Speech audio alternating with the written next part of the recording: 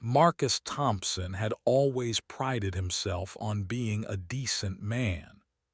At 34, he managed a small auto repair shop in the quiet town of Millbrook, where everyone knew everyone else's business. His life was simple, predictable, and exactly how he liked it. He lived alone in a modest apartment above the shop, spending his evenings tinkering with old cars and his weekends fishing at the nearby lake. The last thing he expected was for his carefully ordered world to be turned upside down by a stranger walking through his door on a rainy Tuesday morning. The woman appeared suddenly, as if materializing from the storm itself. Marcus looked up from the engine he was working on to see her standing in the doorway, soaked to the bone and visibly pregnant. Her dark hair was plastered to her head, and her clothes clung to her swollen belly. She was breathing heavily, her chest rising and falling as if she had been running for miles. Water dripped from her jacket onto the concrete floor, forming small puddles at her feet. "Excuse me," she said, her voice barely above a whisper. "Are you Marcus Thompson?" Marcus wiped his hands on a rag and studied her face. She looked to be in her late 20s, with kind eyes that held a mixture of desperation and determination. He had never seen her before, but something about her seemed familiar in a way he couldn't quite place. "Yes, I'm Marcus," he replied, setting down his tools. "Are you all right? You look like you've been through hell." The woman took a shaky step forward, one hand instinctively moving to support her belly. "I'm sorry to bother you, but I need to talk to you. It's about my husband, David Mitchell. He used to work here about 8 years ago." Marcus frowned, searching his memory. The name David Mitchell rang a bell, but just barely. 8 years was a long time, and many mechanics had come and gone through his shop over the years. "Mitchell, David Mitchell," he repeated slowly. "I think I remember him. Tall guy, dark hair. Worked here for maybe 6 months." "That's him," the woman said, relief flooding her features. "I'm his wife, Jennifer. We've been married for 3 years now." Marcus nodded, though he was still confused about why she was here. "Nice to meet you, Jennifer, but I have to ask, why are you looking for me? And how did you get here? You're soaked through." Jennifer's composure finally cracked and tears began streaming down her face. "I walked," she said simply. "I walked 10 miles from Pine Ridge to get here. I don't have a car and I couldn't afford a taxi. I had to find you because—" She paused, struggling to find the words. "Because David is missing, and you might be the only person who can help me understand why." Marcus felt a chill run down his spine that had nothing to do with the cold rain outside. He had dealt with missing persons cases before, usually involving deadbeat dads or runaway teenagers, but something about Jennifer's situation felt different. The fact that she had walked 10 miles in her condition spoke to a level of desperation that made his stomach turn. "Missing?" he asked carefully. "For how long?" "2 weeks," Jennifer replied, her voice breaking. He left for work one morning and never came home. The police say there's no sign of foul play, but I know something's wrong. David would never just disappear, especially not with the baby coming. Marcus looked at her swollen belly and felt a pang of sympathy. He gestured toward a chair near his desk. "Please, sit down. You shouldn't be standing in your condition. Let me get you something warm to drink, and then you can tell me everything." Jennifer sank into the chair with obvious relief, her hand moving to massage her lower back. Marcus hurried to the small kitchenette in the corner of the shop and prepared a cup of hot coffee, his mind racing with questions. Why had she come to him? What did she think he could do that the police couldn't? And most importantly, what had really happened to David Mitchell? As he handed her the steaming mug, Marcus noticed that Jennifer's hands were shaking. Whether from cold, exhaustion, or fear, he couldn't tell. But one thing was certain. Whatever had brought her to his door on this stormy morning was about to change both of their lives forever. The rain continued to pound against the windows as Jennifer wrapped her fingers around the warm cup, and Marcus pulled up a chair beside her. He had a feeling this was going to be a long conversation, and he was right. What Jennifer was about to tell him would not only reveal the truth about her husband's disappearance, but also force Marcus to confront a dark secret from his own past that he had spent years trying to forget. "Start from the beginning," Marcus said gently. "Tell me everything you know about David's disappearance and don't leave anything out. Even the smallest detail might be important." Jennifer took a sip of coffee and began her story, unaware that she was about to set in motion a chain of events that would expose a web of lies, corruption, and betrayal that reached far beyond her missing husband.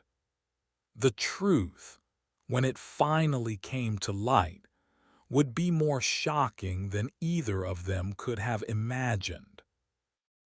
Jennifer Mitchell took a deep breath and began to speak, her voice steadier now that she had warmth in her hands and someone willing to listen. "David and I met 4 years ago at a community college in Pine Ridge.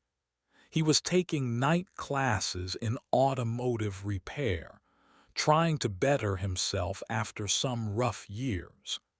He told me he had worked for you briefly when he was younger, right after he got out of some trouble with the law." Marcus nodded, the memories slowly coming back. David had been a quiet kid, maybe 22 or 23 at the time, with the kind of haunted look that comes from seeing too much too young. He had been a decent mechanic, quick to learn and eager to please, but there had been something about him that had always seemed a bit off.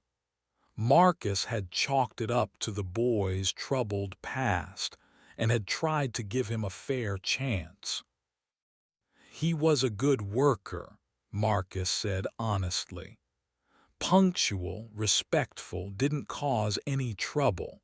I remember being sorry when he left, though I can't recall exactly why he did." Jennifer's face darkened. "That's just it. David never told me why he left your shop. Every time I asked, he would get this strange look in his eyes and change the subject. He said some things were better left in the past, but I always suspected there was more to it. She paused to take another sip of coffee, her free hand absently rubbing her belly. After we got married, David seemed to settle down. He got a job at the lumber yard in Pine Ridge, and we were happy. We bought a small house, nothing fancy, but it was ours. When I got pregnant, he was over the moon.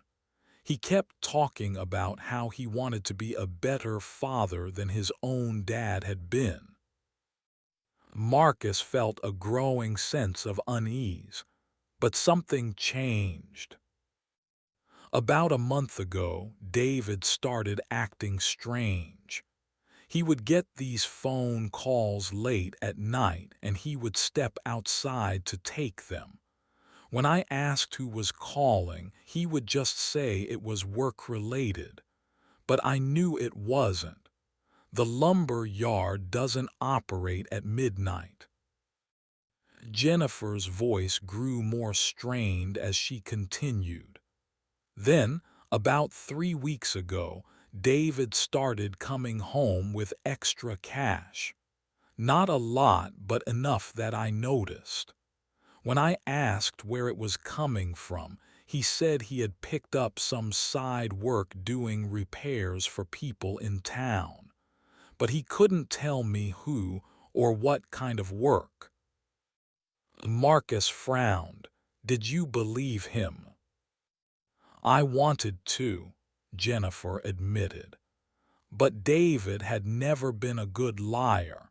He would get this nervous tic where he would scratch behind his left ear whenever he wasn't telling the truth.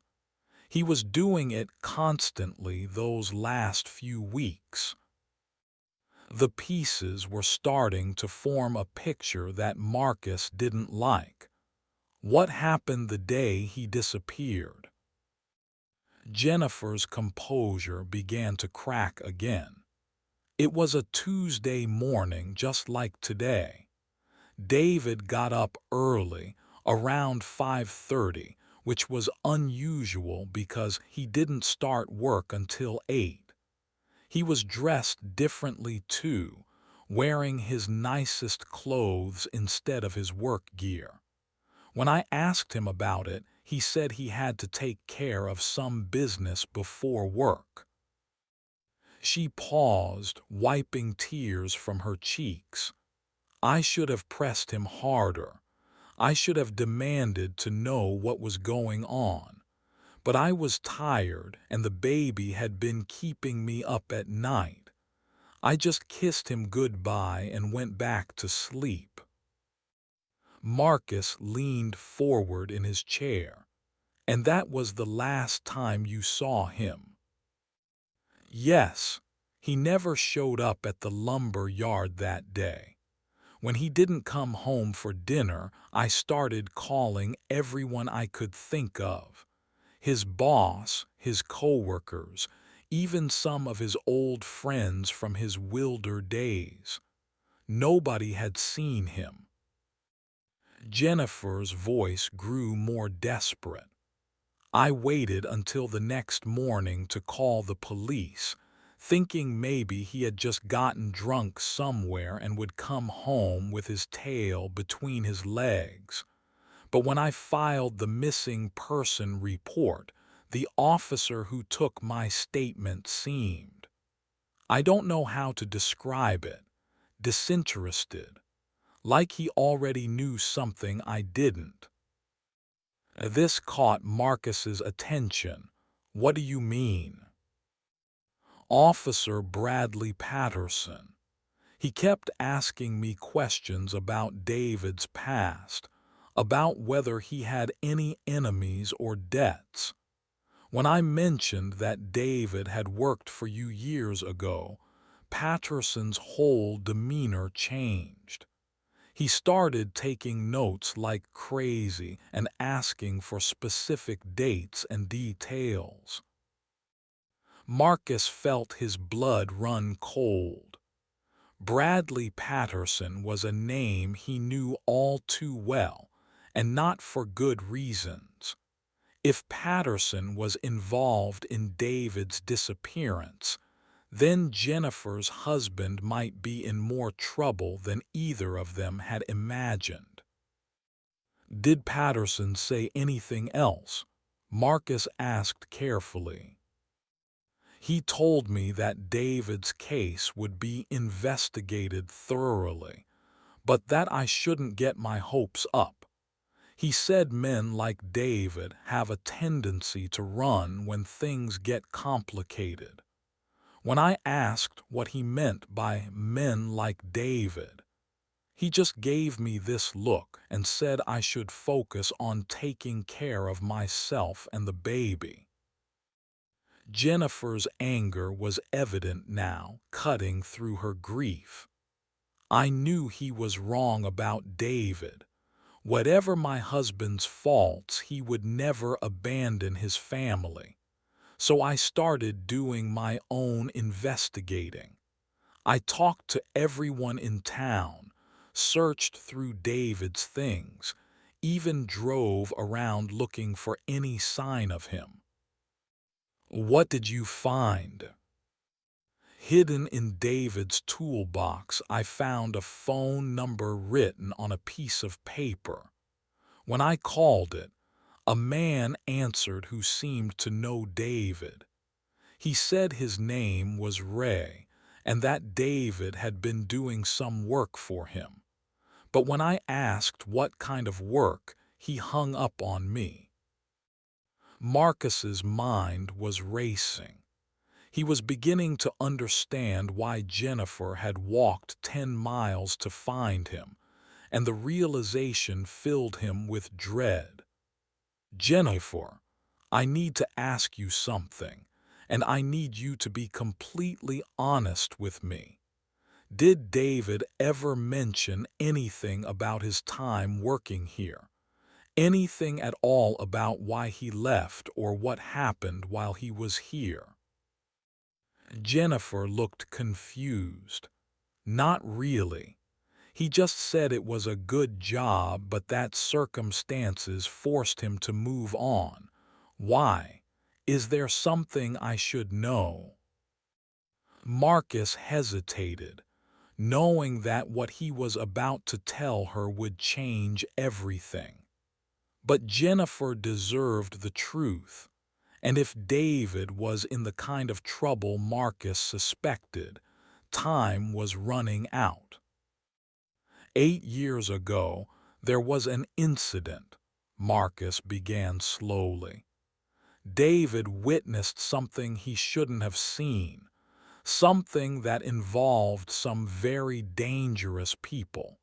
I tried to protect him, but in the end, he had to leave town for his own safety. Jennifer's face went pale. What kind of incident? The kind that gets people killed, Marcus replied grimly. And I'm afraid it might have finally caught up with him. The truth was finally beginning to emerge, but it would be far more complex and dangerous than either of them could have imagined. David Mitchell's disappearance wasn't just a missing person case. It was the continuation of a story that had begun 8 years ago in this very shop, and it was about to drag both Marcus and Jennifer into a world of corruption, violence, and betrayal that would test everything they thought they knew about justice and survival. Marcus stood up and walked to the window, looking out at the rain-soaked street. He knew that once he told Jennifer the whole truth, there would be no going back. But he also knew that her husband's life, and possibly her own, depended on her understanding exactly what they were up against. I need to tell you about the night David left, Marcus said, turning back to face her. And I need to warn you that what you're about to hear is going to change everything you thought you knew about your husband's past. Marcus returned to his chair and sat down heavily, the weight of 8 years of secrets pressing down on him. Jennifer watched him with growing alarm, her hand instinctively moving to protect her unborn child. It was a Thursday night in October, Marcus began, his voice low and serious. David had been working late, helping me finish an engine rebuild for a customer who needed his car the next morning. It was probably around 10 o'clock when we heard voices coming from the alley behind the shop. Jennifer leaned forward, hanging on every word.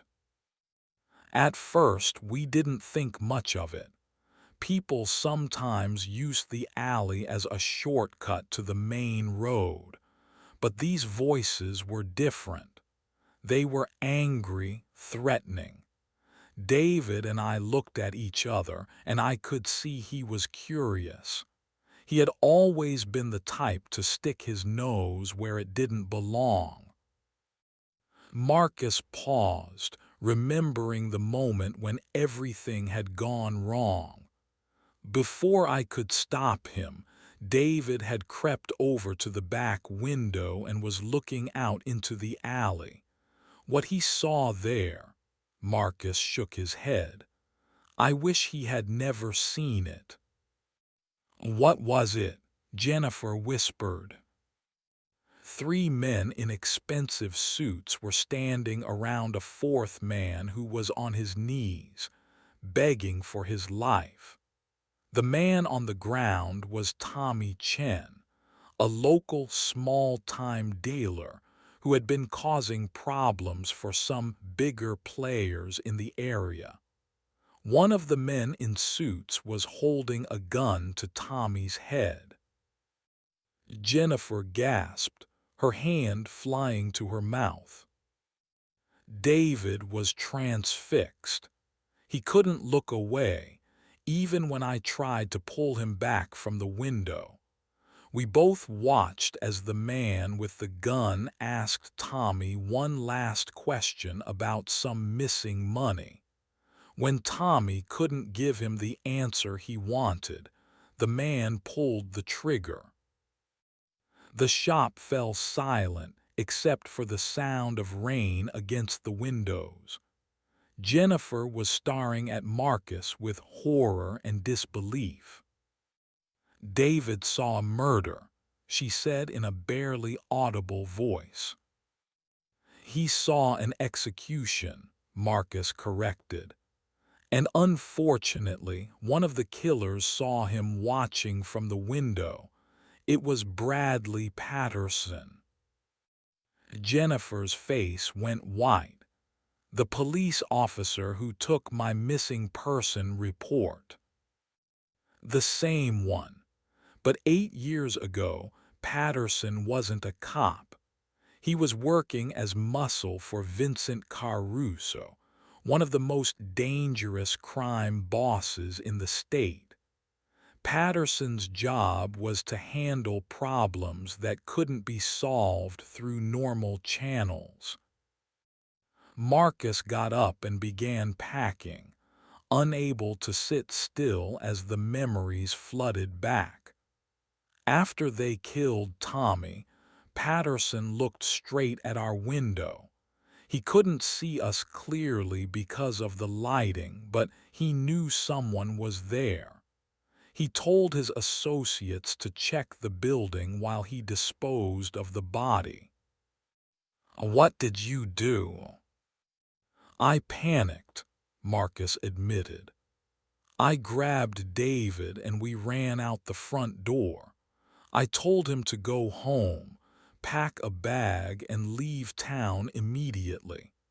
I gave him all the cash I had in the register and told him to stay gone until I could figure out a way to make it safe for him to come back. Jennifer was crying now, the full horror of the situation sinking in. But he did come back. He came back and started a life with me. I know, Marcus said gently, and I've been wondering for years if that was a mistake.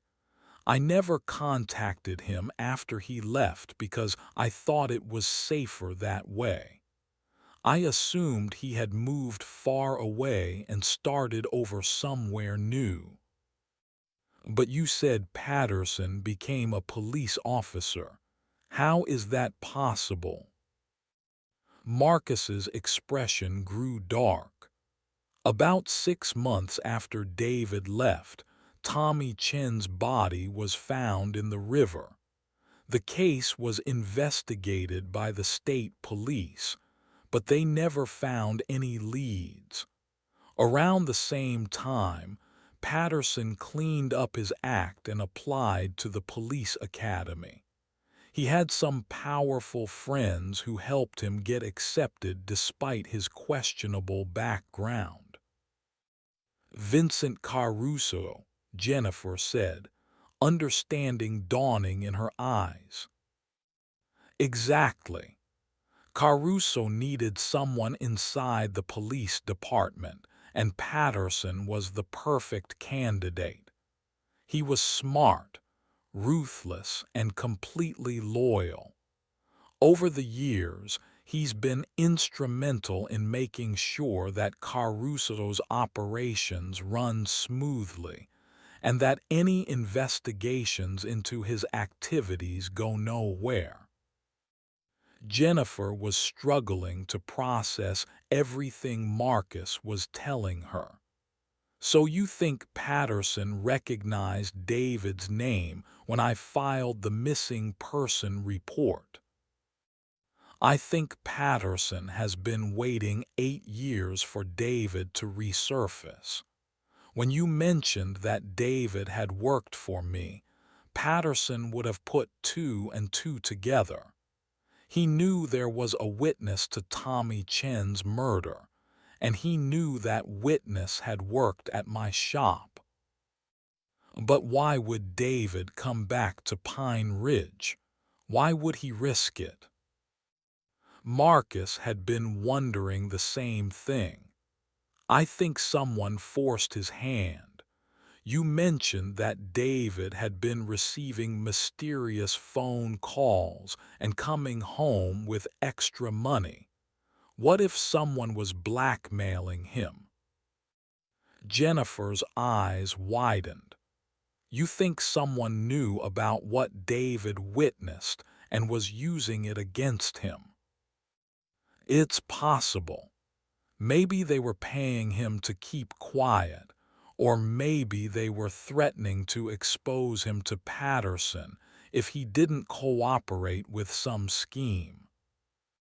But who would do that? I don't know, Marcus admitted, but I have a feeling that phone number you found in David's toolbox might be the key to finding out. Marcus walked over to his desk and pulled out a notepad. Do you remember the number? Jennifer nodded and recited it from memory. Marcus wrote it down and stared at it, a plan beginning to form in his mind. I'm going to call this number, he said, but not as myself. I'm going to pretend to be David and see if I can get this Ray person to reveal what kind of work David was doing for him. Is that safe? Jennifer asked worriedly. Probably not, Marcus replied honestly. But it's the only lead we have. If we're going to find David before Patterson does, we need to understand what drew him back into this mess. Jennifer stood up slowly, her pregnancy making the simple movement difficult. I want to help. David is my husband, and this is my baby he's abandoned. I have a right to know what happened to him." Marcus looked at her with new respect. Despite being 8 months pregnant and emotionally devastated, Jennifer Mitchell was showing remarkable strength and determination. Her willingness to walk 10 miles in a storm to find answers about her husband's disappearance proved that she was not someone to be underestimated. "All right," Marcus said, "but we do this carefully. If Patterson is involved, then we're dealing with people who have already killed once and won't hesitate to kill again. We need to be smart about this." Jennifer nodded, her jaw set with determination. "What do you need me to do?" "First, we need to get you somewhere safe. If Patterson connects you to David and David to me, then you could be in danger too. Do you have family you can stay with?" "My sister lives in Riverside, about 50 miles from here. She's been asking me to come stay with her until the baby is born." "Good. I want you to call her and arrange to stay there for a few days. Tell her you need some time away from Pine Ridge while the police investigate David's disappearance, but don't mention anything about what we've discussed." Jennifer agreed, and Marcus continued outlining his plan. "While you're at your sister's, I'm going to do some investigating of my own. I'll call that number and see what I can learn about David's recent activities. I'll also reach out to some old contacts who might know what Caruso and Patterson have been up to lately. And then we'll have a better idea of what we're dealing with. If David is still alive, we'll figure out how to get him back safely. If he's—" Marcus didn't finish the sentence, but Jennifer understood. "If he's dead, we'll make sure the people responsible pay for what they've done," Jennifer said firmly. Marcus was impressed by her resolve. "You're stronger than you look, Jennifer Mitchell." "I have to be," she replied, her hand moving to her belly. "This baby is going to need at least one parent who's willing to fight for what's right." As Jennifer prepared to leave for her sister's house, Marcus began making plans for what promised to be a dangerous investigation. He knew that once he made that phone call, there would be no turning back. But he also knew that he owed it to David and to Jennifer to uncover the truth about what had happened. What Marcus didn't know was that they were already being watched. Outside in the rain, a figure sat in a dark sedan, taking photographs and making notes. Officer Bradley Patterson had been keeping an eye on Marcus Thompson ever since Jennifer Mitchell had mentioned his name 2 weeks ago. And now that Jennifer had made contact with Marcus, Patterson knew it was time to take action. The game was about to begin, and the stakes were higher than anyone realized. David Mitchell's disappearance was just the beginning of a story that would expose years of corruption, force long-buried secrets into the light, and ultimately test the limits of justice in a small town where power and money had always trumped the truth. As Jennifer drove away from the shop in Marcus's borrowed truck, heading toward what she hoped would be safety. Neither she nor Marcus realized that their conversation had been recorded by sophisticated surveillance equipment. Patterson had been planning for this moment for 8 years, and he was ready to eliminate the last remaining threat to his carefully constructed new life. But Patterson had underestimated both Jennifer's determination and Marcus's resourcefulness. What he thought would be a simple cleanup operation was about to become the most challenging case of his career, and the consequences would reach far beyond anything he had imagined. The rain continued to fall as Marcus locked up his shop and prepared to make the phone call that would set everything in motion. He had no idea that within hours, his quiet life would be turned upside down, and that he would be forced to choose between his own safety and doing what was right for a woman who had risked everything to find her missing husband. The story of David Mitchell's disappearance was about to become much more complicated and much more dangerous than anyone had expected. Marcus waited until Jennifer had been gone for an hour before making the call. He wanted to be sure she had enough time to reach her sister's house and explain her sudden visit without raising suspicion. As he dialed the number Jennifer had found in David's toolbox, his hands were surprisingly steady despite the gravity of what he was about to do. The phone rang 3 times before a gruff voice answered. "Yeah." "Ray," Marcus said, trying to make his voice sound younger and more uncertain, the way David might have sounded when he was nervous. "This is David Mitchell. I need to talk to you about the job." There was a pause on the other end of the line. "David, Jesus, man, where the hell have you been? Patterson's been looking for you for 2 weeks. He's not happy." Marcus felt his blood run cold at the confirmation that Patterson was indeed involved. "I had to lay low for a while. Things got complicated." "Complicated?" Ray's voice rose.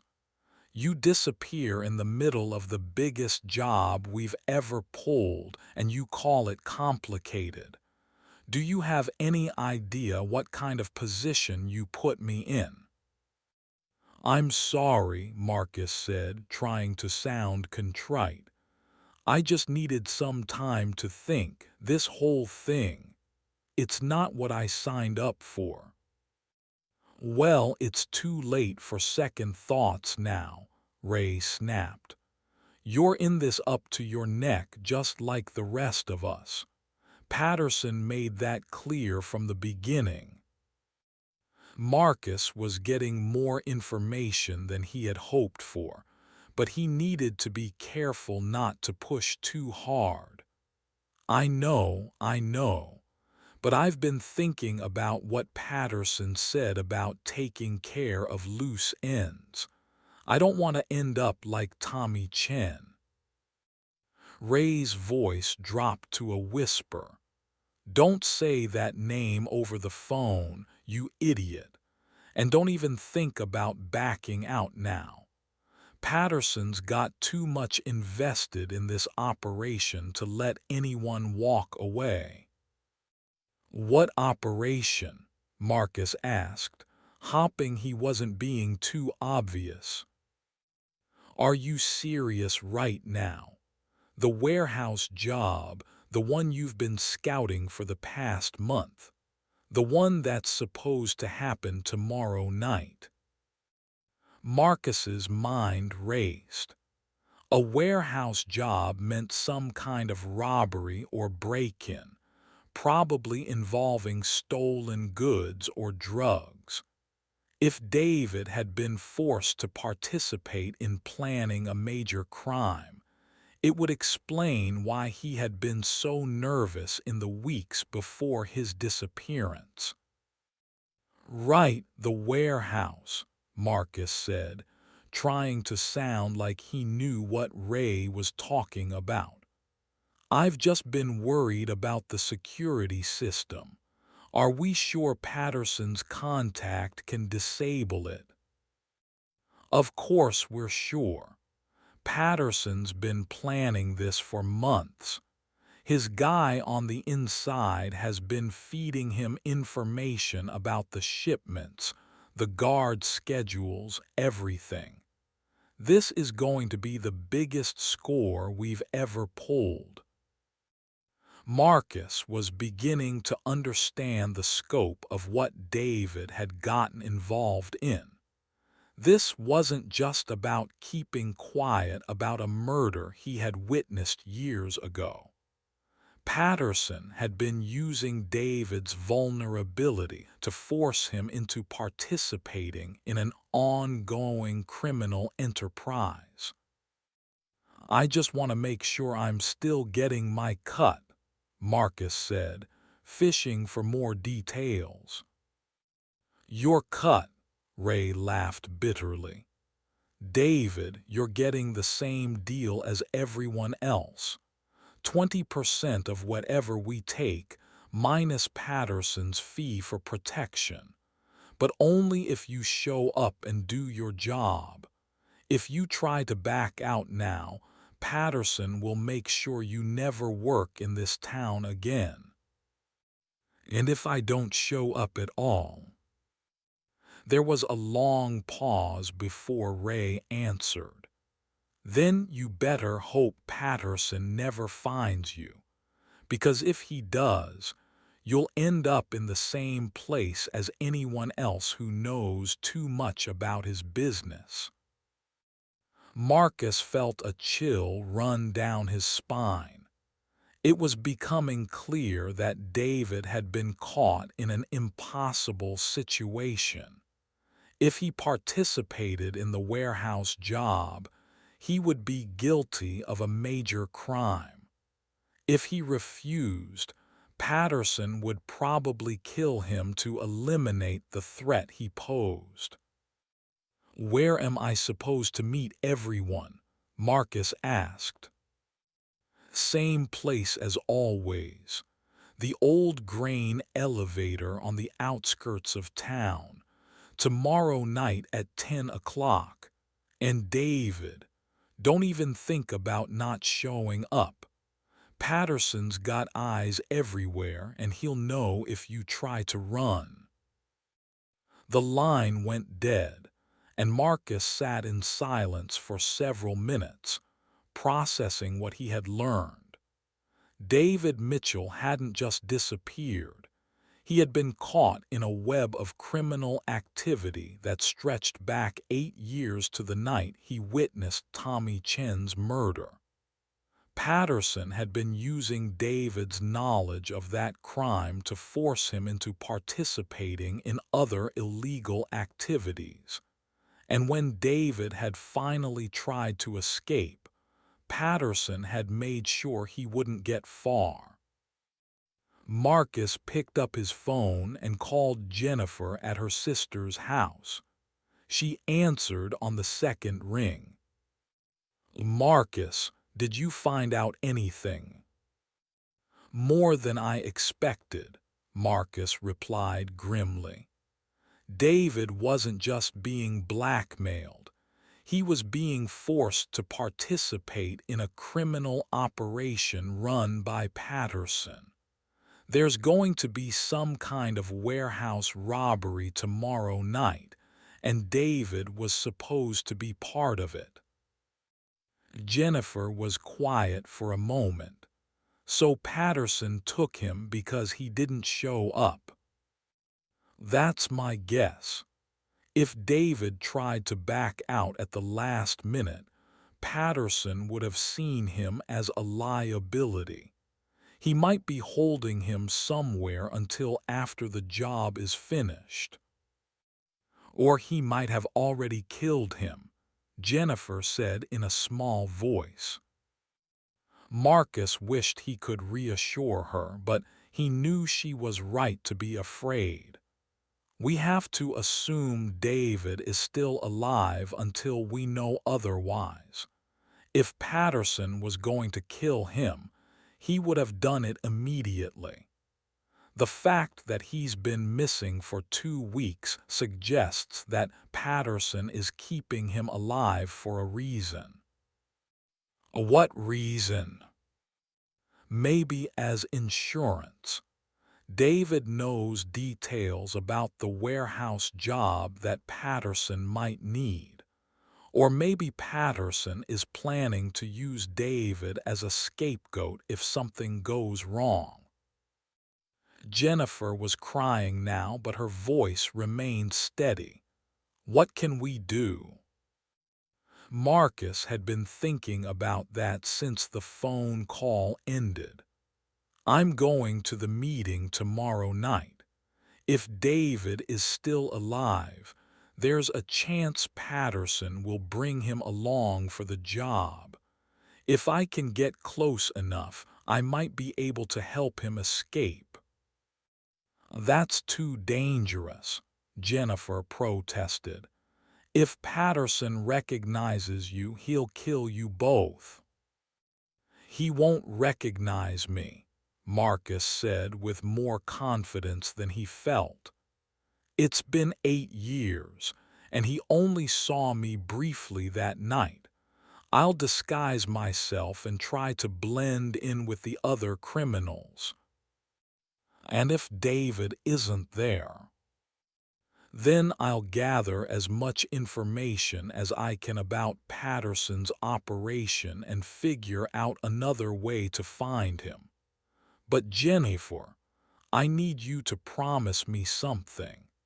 If I don't call you by midnight tomorrow, you need to contact the state police and tell them everything we've discussed. Jennifer agreed reluctantly, and Marcus spent the rest of the evening preparing for what was likely to be the most dangerous night of his life. He had no illusions about what he was up against. Patterson was a trained killer with 8 years of experience as a police officer. He had resources, connections, and a willingness to do whatever it took to protect his interests. But Marcus also had advantages that Patterson didn't know about.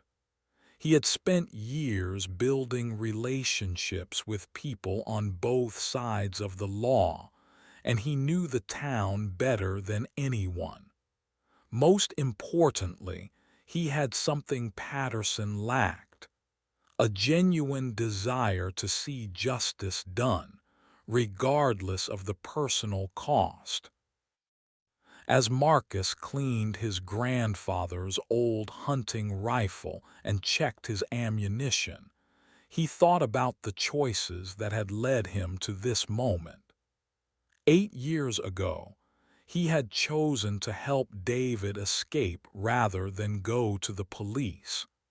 It had seemed like the right decision at the time, but now he wondered if he had simply delayed the inevitable confrontation.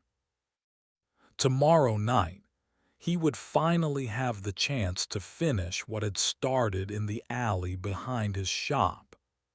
He would either succeed in rescuing David and exposing Patterson's criminal operation, or he would join the growing list of people who had crossed Patterson and paid the ultimate price.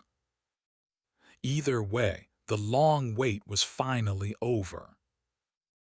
The next evening, Marcus drove his motorcycle to within a mile of the old grain elevator and walked the rest of the way. He had dressed in dark clothing and pulled a baseball cap low over his face, hopping to blend in with the other criminals. As he approached the meeting site, he could see several vehicles parked near the base of the towering structure. The grain elevator had been abandoned for over a decade, its concrete silos standing like sentinels against the night sky. It was the perfect place for a clandestine meeting, isolated, easily defensible, and invisible from the main road. Marcus counted at least 6 men gathered around a pickup truck, their voices carrying on the still air. He crept closer, using the shadows cast by the industrial equipment to conceal his approach. From about 50 yards away, he could make out Patterson's distinctive silhouette among the group. The corrupt police officer was gesturing animatedly as he spoke, clearly in charge of the operation. Marcus strained to hear what was being said, but the distance was too great. He needed to get closer, but doing so would increase his risk of being discovered. He was about to move to a better position when he heard footsteps behind him. "Don't move," a voice said softly, "and don't make a sound." Marcus froze, his heart pounding. He had been so focused on the meeting that he had failed to notice someone approaching from behind. He waited for the inevitable command to turn around, but instead, the voice spoke again. "It's David. Don't turn around and don't react. Just listen." Marcus felt a wave of relief wash over him. David was alive, and somehow he had managed to escape from wherever Patterson had been holding him. But if David was free, why hadn't he contacted Jennifer or the police? "I've been watching you for the past hour," David continued in a whisper. "I saw you talking to Jennifer at your shop yesterday, and I figured you'd try something like this. You need to get out of here right now." "Where have you been?" Marcus whispered back. "Jennifer's been worried sick." "I've been hiding in an old hunting cabin about 20 miles from here. Patterson grabbed me 2 weeks ago, but I managed to escape 3 days later.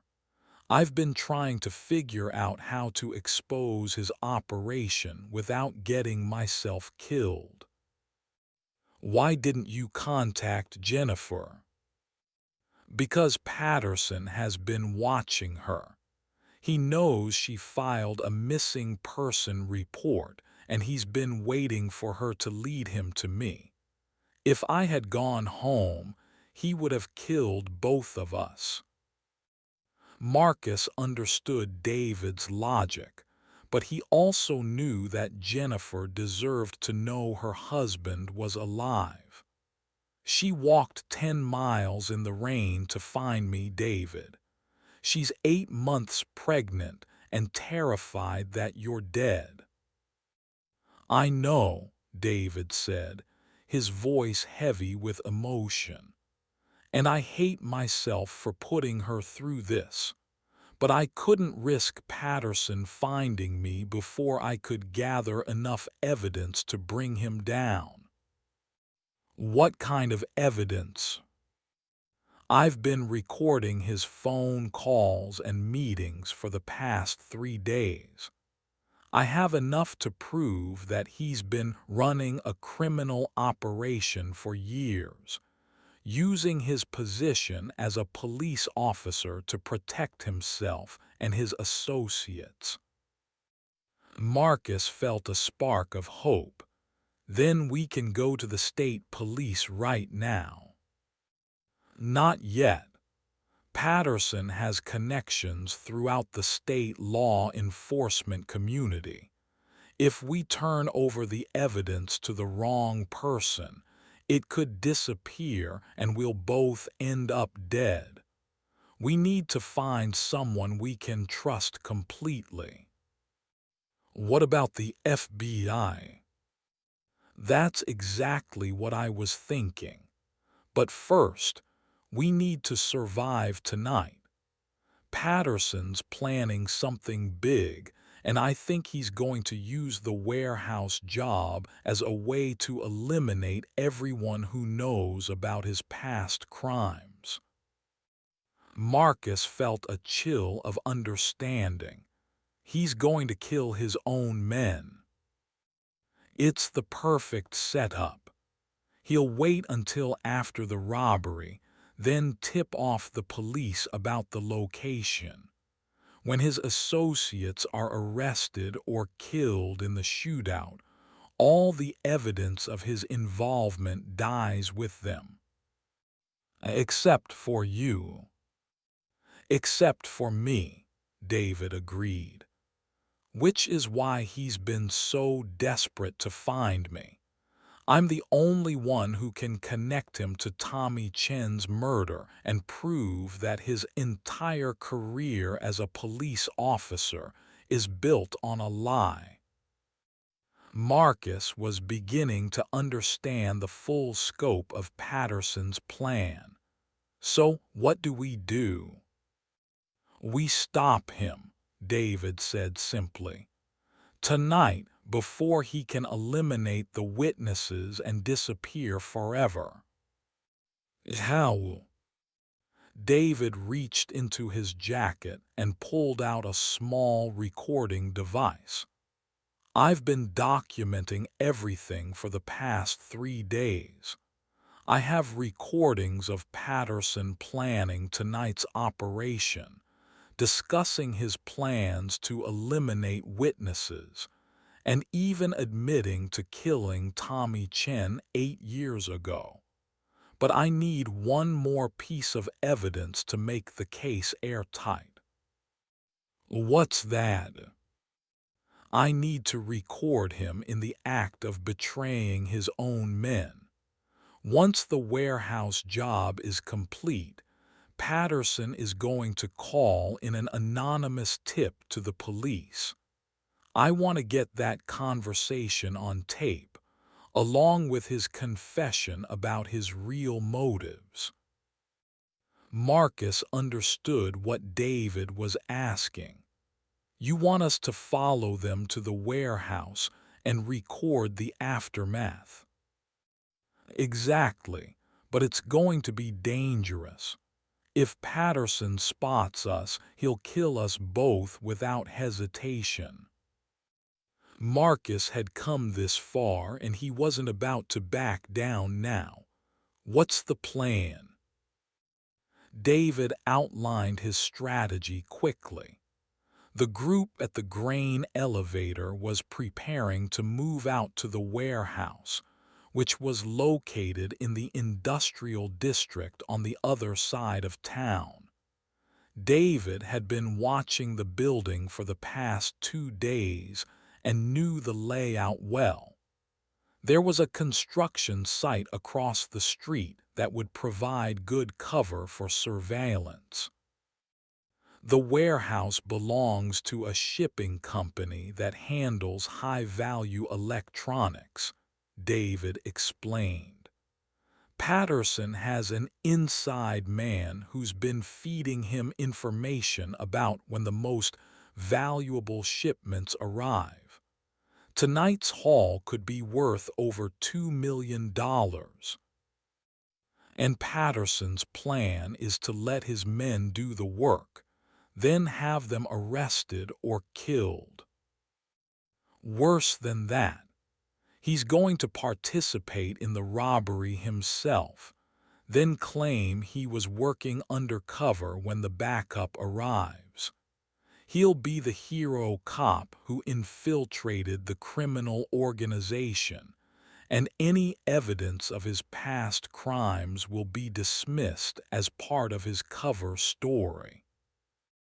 Marcus felt sick at the audacity of Patterson's plan. He's going to get away with everything. Not if we can help it, David said firmly. But we need to move now. They're getting ready to leave. The two men made their way carefully through the darkness, following the convoy of vehicles as they headed toward the warehouse district. Marcus had left his motorcycle hidden near the grain elevator, and they were now on foot, using the network of abandoned buildings and empty lots to stay out of sight. As they approached the warehouse, Marcus could see why David had chosen this location for their surveillance. The building was surrounded by a high fence, but the construction site across the street offered multiple vantage points from which to observe the operation.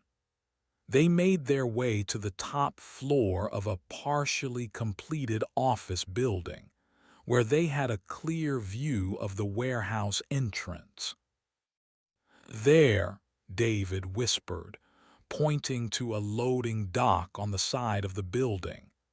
"That's where they'll go in." Patterson's inside man disabled the security system and unlocked the door. Marcus watched as the criminals gathered around the entrance, Patterson clearly in command. Even from a distance, his authoritative body language was unmistakable. He was pointing to different areas of the building, apparently giving final instructions to his team. "How long do you think the job will take?" Marcus asked. 20 minutes, maybe 30. The warehouse is huge, but Patterson knows exactly where the most valuable items are stored. They'll grab what they can carry and get out fast. David held up the recording device, checking to make sure it was working properly. Once they're inside, Patterson will probably step away from the group to make his call to the police. That's when I'll get close enough to record his conversation. Marcus grabbed David's arm. "That's too dangerous. What if he sees you?" "Then I'll be dead," David said matter-of-factly. "But at least Jennifer will know what happened to me, and she'll have the evidence she needs to bring Patterson down." "There has to be another way." "There is no other way, Marcus. This is our only chance to get the evidence we need. If we don't stop Patterson tonight, he'll disappear forever, and Jennifer and the baby will never be safe." Marcus knew David was right, but he hated the idea of letting him take such a risk. "What if we both go? Two people would have a better chance of escaping if things go wrong." "No," David said firmly. "If something happens to me, you need to get back to Jennifer and make sure she gets to safety. Promise me you'll take care of her and the baby." Marcus wanted to argue, but he could see the determination in David's eyes. This was something David felt he had to do, not just for himself, but for his family. "I promise." The two men settled in to wait, watching as Patterson's team entered the warehouse. The building was dark except for the occasional flash of a flashlight beam through the windows. Marcus checked his watch. It was 10:47 p.m. They're moving fast, David observed. Patterson must have given them detailed instructions about what to take and where to find it. Marcus was about to respond when he heard the sound of approaching sirens in the distance. That's impossible. They just went in 5 minutes ago. David's face went pale. Oh God, Patterson's not planning to wait until after the robbery to call the police. He's going to trap his own men inside the building. The reality of the situation hit Marcus like a physical blow. He's going to claim he was following them on a surveillance operation. When the backup arrives, he'll have them surrounded. And anyone who tries to surrender will be shot while attempting to escape, David finished grimly. The sirens were getting closer now, and Marcus could see the flashing lights of multiple police cars approaching from different directions. Patterson had planned this perfectly. His associates would be caught in the act, with no way to escape and no opportunity to reveal his involvement. "We have to warn them," Marcus said, starting to stand up. David pulled him back down. "It's too late. If we show ourselves now, Patterson will kill us and claim we were part of the robbery. We need to stick to the plan and get the evidence we need." "But those men are going to die." "They're criminals, Marcus. They chose to work with Patterson knowing he was dangerous.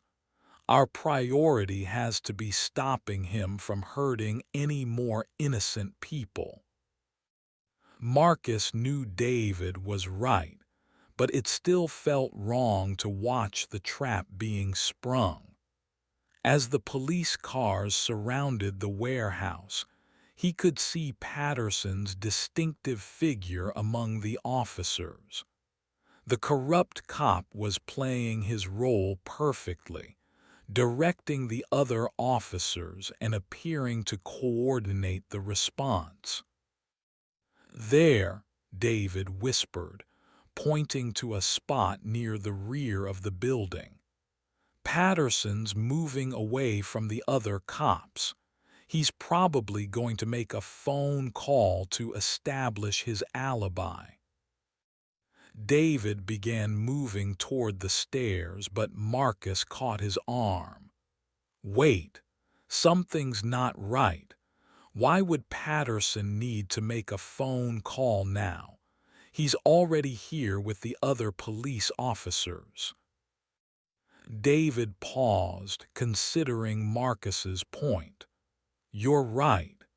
If he was just covering his tracks, he would have done that before the police arrived." They watched as Patterson pulled out his phone and began dialing. Even from their distant vantage point, they could see that he was agitated about something. He kept looking over his shoulder, as if he was worried about being overheard. "He's not calling to establish an alibi," Marcus realized. "He's calling someone else, someone who's supposed to be part of the operation." "The inside man," David said with sudden understanding. "Patterson's calling his contact inside the warehouse, but why would he need to?" David's words were cut off by the sound of gunfire coming from inside the building. The police officers surrounding the warehouse immediately took defensive positions, but Patterson seemed unconcerned by the shooting. Instead, he continued his phone conversation, becoming more animated as he spoke. "Jesus," Marcus whispered. "The inside man isn't helping with the robbery. He's killing Patterson's associates." The full horror of Patterson's plan was now clear. He hadn't just set up his criminal associates to be arrested. He had arranged for them to be murdered by his inside contact. The robbery was just a cover story to explain why they were all in the warehouse when they were killed. "We have to stop this," Marcus said, starting toward the stairs again. "How?" David asked desperately. "Even if we could get to the warehouse in time, what could we do? Patterson has the entire police force with him, and his inside man is armed and dangerous." Marcus was about to answer when they heard more gunshots from inside the building. These were different from the first shots, louder and more sustained. Someone was fighting back. "Maybe one of Patterson's men escaped the ambush," David suggested. "If we're lucky, he'll be able to get out of the building and tell the other police what really happened." But Marcus had a sinking feeling that Patterson's plan was too well orchestrated to be derailed by a single survivor. The corrupt cop had been planning this operation for months, and he wouldn't have left anything to chance. As they watched, a figure emerged from the back of the warehouse, moving quickly toward the fence that surrounded the property. It was clear that whoever it was had been injured. They were limping badly and clutching their side. "That's Ray," David said, recognizing the man who had recruited him for the operation. "He's hurt, but he's alive." Patterson had apparently seen Ray's escape as well, because he was now directing several officers toward the back of the building. But instead of calling out for Ray to surrender, Patterson was motioning for the officers to use lethal force. "He's going to have Ray killed," Marcus realized. "We have to do something." This time, David didn't try to stop him. Together, they raced down the stairs of the construction site and across the street toward the warehouse. Marcus wasn't sure what they could do to help Ray, but he knew they had to try. As they reached the fence surrounding the warehouse, they could hear Patterson shouting orders to his officers. "Suspect is armed and dangerous. Shoot on sight." Ray was still about 50 yards from the fence, moving slowly due to his injuries. The police officers were closing in on him from multiple directions, and it was clear that he wouldn't be able to escape on his own. Marcus made a split-second decision. He climbed over the fence and began running toward Ray, shouting at the top of his lungs, "Don't shoot! I'm a witness. This man is innocent." The police officers stopped in confusion, unsure of who Marcus was or why he was interfering with their operation. Patterson, however, recognized Marcus immediately, and his face went white with rage. "That's Marcus Thompson," Patterson shouted. "He's part of the criminal organization. Take him down." But Marcus's intervention had given Ray the distraction he needed. The wounded man managed to reach the fence and climb over it, disappearing into the maze of abandoned buildings on the other side of the street. Marcus tried to follow, but he was quickly surrounded by police officers. As they forced him to the ground and handcuffed him, he could see Patterson approaching with murder in his eyes. "Marcus Thompson," Patterson said with false friendliness. "I should have known you'd show up eventually. You always were too nosy for your own good." "Officer Patterson," Marcus replied, trying to keep his voice steady. "I think there's been a misunderstanding. I was just trying to help." "Help?" Patterson laughed coldly. "You were helping a criminal escape from the scene of a robbery. That makes you an accessory to the crime." Marcus knew he was in serious trouble, but he also knew that David was still free and still had the evidence needed to expose Patterson's crimes. If he could just buy David enough time to get to safety, Jennifer would finally learn the truth about her husband's disappearance.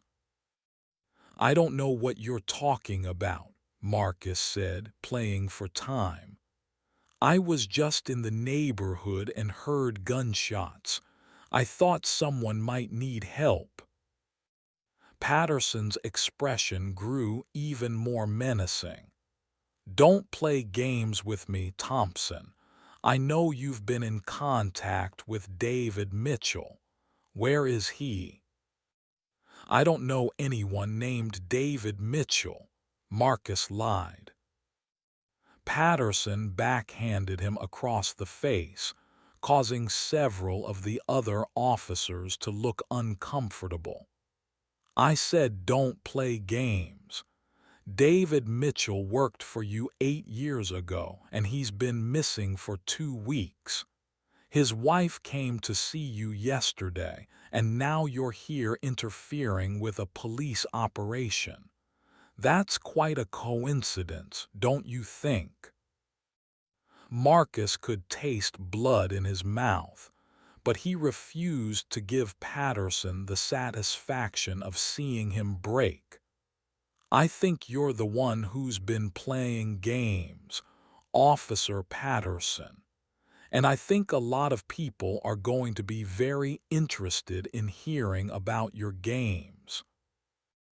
Patterson's face flushed with anger, and for a moment Marcus thought the corrupt cop might kill him right there in front of the other officers.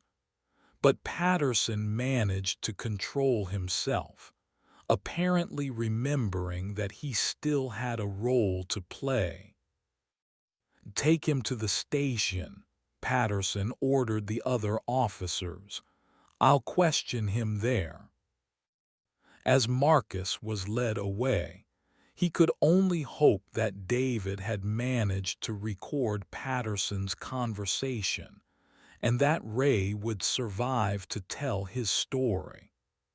The warehouse operation had been a disaster for Patterson's criminal associates, but it might also be the key to finally exposing the corrupt cop's crimes. The game was far from over, and Marcus was determined to make sure that Patterson paid for what he had done, even if it cost him his own life. As Marcus was being loaded into the police car, he caught a glimpse of David in the shadows across the street. Their eyes met for just a moment, and David nodded slightly, indicating that he had gotten the evidence they needed. Marcus felt a wave of relief wash over him, even as he faced the prospect of being interrogated by a corrupt and dangerous police officer. The first phase of their plan had succeeded, But the most dangerous part was still to come. Patterson would stop at nothing to protect his secrets, and Marcus was now completely at his mercy. But at least David was free, and Jennifer would finally learn the truth about what had happened to her husband. The police car pulled away from the warehouse, carrying Marcus toward an uncertain fate. Behind them, the building continued to burn, taking with it the evidence of Patterson's latest crimes. But Patterson didn't know that David had been recording everything, and that Ray had escaped to tell his story. The corrupt cop thought he had won, but his victory was about to turn into the beginning of his downfall. The truth was finally coming to light, and no amount of violence or intimidation would be able to stop it. Marcus sat in the back of the police car, his hands cuffed behind his back, and prepared himself for what was likely to be the most difficult night of his life. He had made his choice, and now he would have to live with the consequences. But at least he had done the right thing, and that knowledge gave him the strength to face whatever Patterson had planned for him. The warehouse district disappeared behind them as the police car headed toward the station, carrying Marcus toward a confrontation that would determine not just his own fate, but the fate of everyone who had been touched by Bradley Patterson's web of corruption and violence. At the police station, Marcus was placed in an interrogation room and left alone for over an hour. He knew this was a psychological tactic designed to make him anxious and more likely to cooperate, but he used the time to mentally prepare for what was coming. Patterson would try to break him down, to force him to reveal David's location and admit to crimes he hadn't committed. When Patterson finally entered the room, he had changed out of his uniform and was wearing civilian clothes. He looked tired and angry, like a man whose carefully laid plans had been disrupted by unexpected complications. "Marcus," Patterson said, settling into the chair across from him, "I'm disappointed in you. I really thought you were smarter than this." "Smart enough to know when I'm being railroaded," Marcus replied evenly. Patterson smiled, but there was no warmth in it. "Railroaded? You interfered with a police operation, helped a criminal escape, and now you're refusing to cooperate with the investigation. Those are serious charges that could put you away for a very long time." "What investigation? You mean the one where you set up your own criminal associates to be murdered?" Patterson's smile faltered for just a moment, but he quickly recovered. "I don't know what you're talking about. Tonight's operation was a successful bust of a major theft ring. Unfortunately, several of the criminals were killed while resisting arrest, including the ones who were shot in the back. Sometimes these things happen when dangerous criminals are cornered," Patterson said with a shrug. "The important thing is that we stopped a major crime from being committed." Marcus leaned forward, meeting Patterson's gaze directly. "Cut the act, Bradley. I know exactly what you've been doing for the past 8 years. I know about Tommy Chen, I know about Vincent Caruso, and I know about David Mitchell. Patterson's facade finally cracked, and Marcus could see the calculating killer beneath the police officer's mask. You don't know anything that you can prove, and even if you did, who would believe you? I'm a decorated police officer with an exemplary record. You're just a mechanic with a history of associating with criminals. David Mitchell isn't a criminal. David Mitchell is a murderer who's been on the run for 8 years, Patterson replied coldly. He killed Tommy Chen in that alley behind your shop, and you helped him escape. That makes you an accessory to murder. Marcus felt a chill of understanding. Patterson wasn't just trying to silence David. He was planning to frame him for Tommy Chen's murder. Nobody will believe that story. They will when I produce the evidence. You see, Marcus, I've been very careful over the years to document everything. I have security footage of David leaving your shop on the night Tommy Chen was killed. I have witness statements placing him in the area at the time of the murder. I even have the murder weapon with David's fingerprints on it. Patterson was lying about some of the details, but Marcus realized that he might actually have enough fabricated evidence to make the charges stick. What do you want? I want David Mitchell. You're going to help me find him, and then you're going to help me eliminate him. In exchange, I'll make sure that the charges against you are reduced to simple interference with a police investigation. And if I refuse, then you'll go to prison as an accessory to murder, and I'll eventually find David anyway.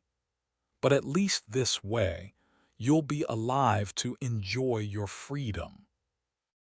Marcus pretended to consider Patterson's offer, but his mind was racing.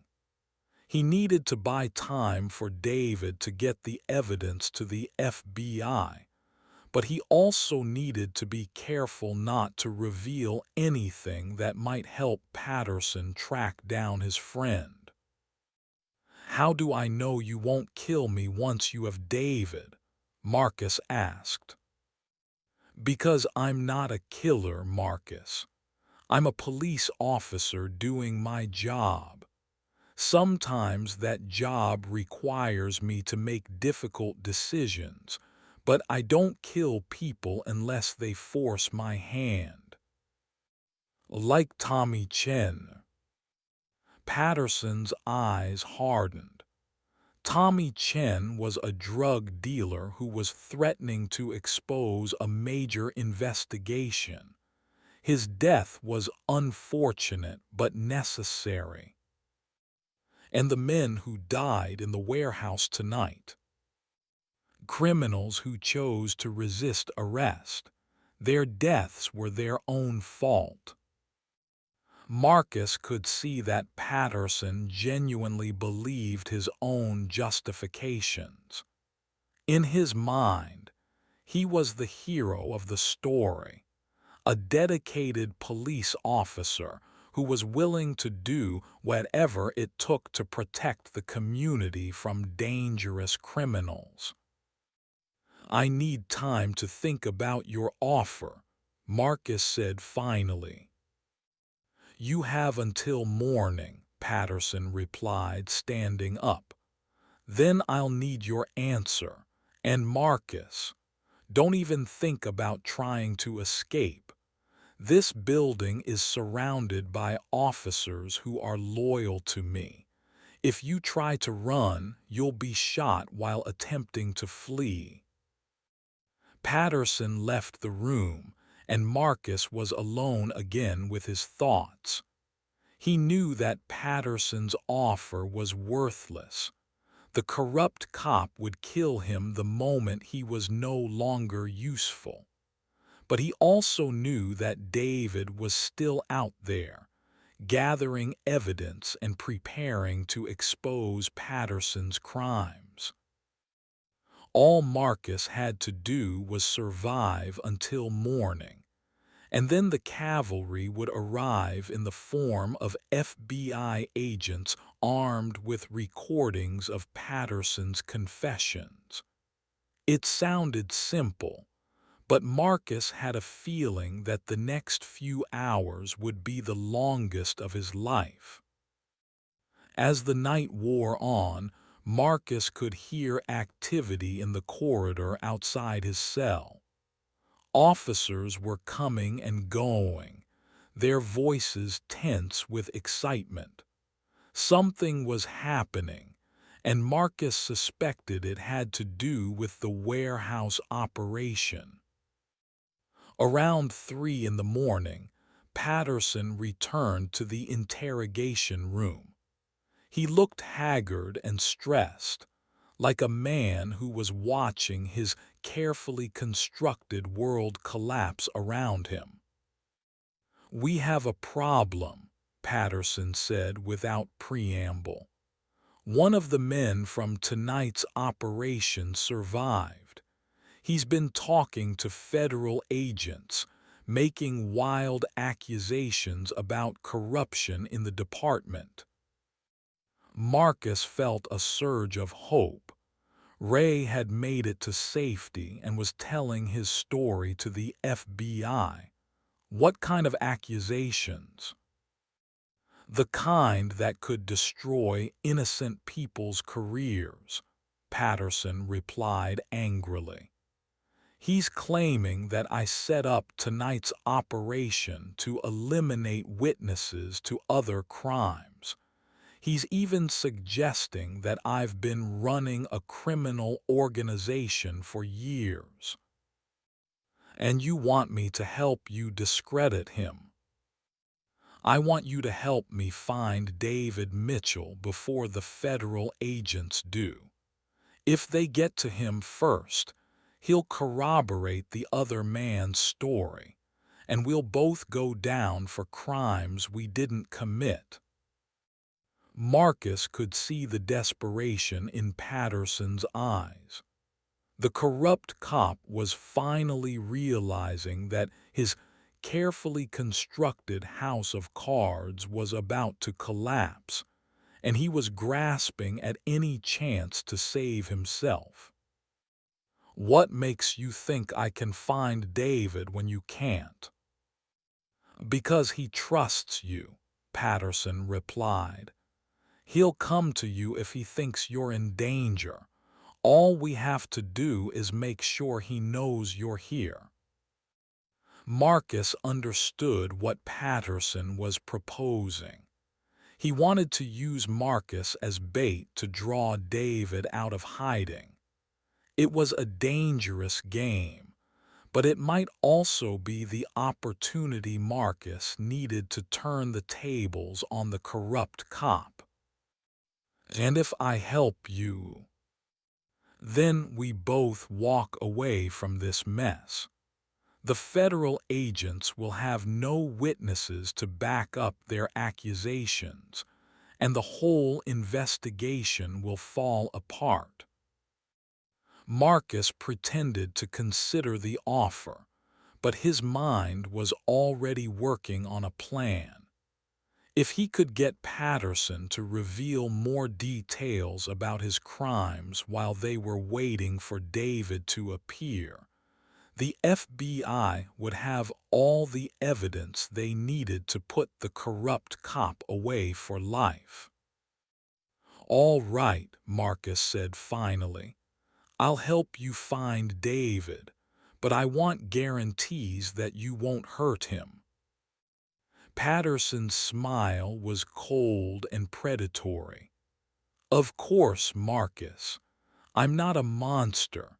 I just want to have a conversation with him about the importance of keeping quiet about things that don't concern him. Marcus knew that Patterson was lying, but he also knew that time was running out. If the FBI was already investigating Patterson's activities, they would probably be here within hours. All he had to do was keep Patterson talking until the cavalry arrived. How do you want to contact David? We'll start with his wife, Patterson replied. Jennifer Mitchell has been staying with her sister in Riverside, but I'm sure she'll be willing to help us find her husband once she understands the situation.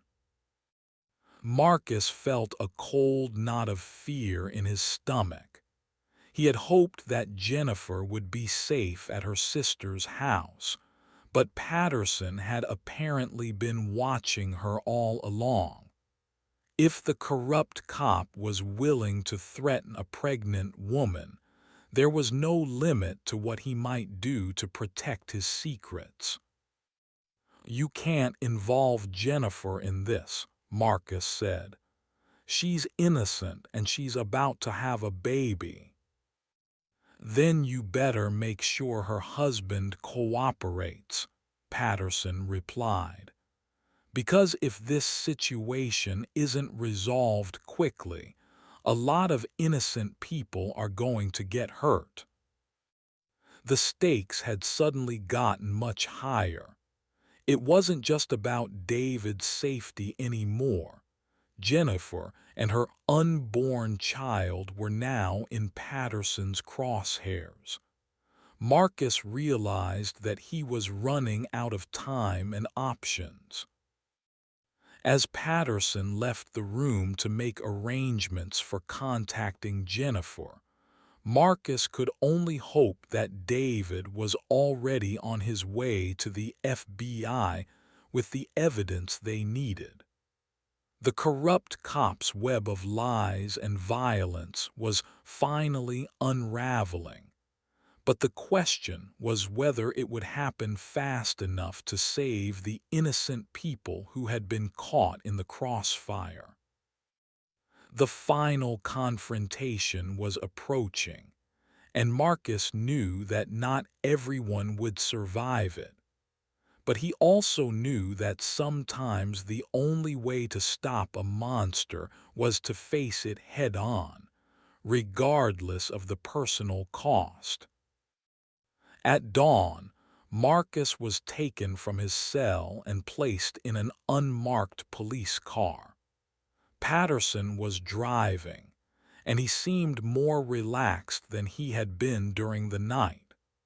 Marcus wondered if this was because he had received good news, or because he had finally decided to abandon any pretense of being a legitimate police officer. "Where are we going?" Marcus asked. "To meet with Jennifer Mitchell," Patterson replied. "She's agreed to help us find her husband in exchange for your safety." Marcus felt sick. Jennifer was 8 months pregnant and had already been through enough trauma. The thought of her being forced to participate in Patterson's scheme was almost unbearable. "If you hurt her, I'll kill you myself," Marcus said quietly. Patterson laughed. "You're not in a position to make threats, Marcus. But don't worry, I have no intention of hurting Mrs. Mitchell. She's just going to help us arrange a meeting with her husband."